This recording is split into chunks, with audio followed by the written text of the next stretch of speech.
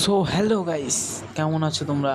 আমরা গেছিলাম একটা মিটিংয়ে। সেখানে গিয়ে প্রথমে বন্ধুরা মিলে সবাই মিলে চা খেয়ে নিলাম। তার কিছুক্ষণ পর মুড়িমাখা নিয়ে এসেছিলাম, ওখানে সবাই বসে মুড়িমাখা খেলাম।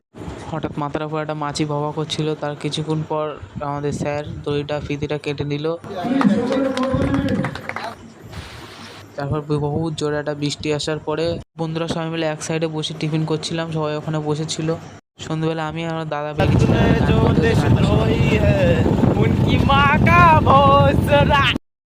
আমরা চারঘাট ক্যাফে না গিয়ে আমরা যাচ্ছি মস্তানপুর ক্যাফে।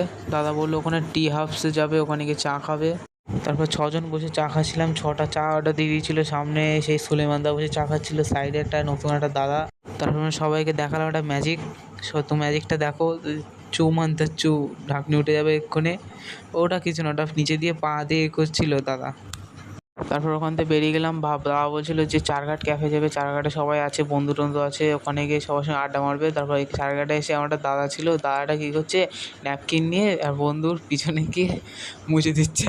তার কিছুক্ষণ পর রাস্তায় একটা কোবরা পড়েছিল, কোবরা নিয়ে একটা দাদা আড্ডা মারছিল, দেখবে এক্ষুনি গায়ে ছুঁড়ে মারবে, পুরো কালো রঙের ছিল। দেখো দাদাটা কী করছে, দাদাটা হাত দিয়ে ছুঁড়ে ফেলে দেবে, কিন্তু আমাদের গায়ে দেবে ভাবছিলাম। দাদাটা সত্যি সত্যি আমাদের গায়ে দিচ্ছিল।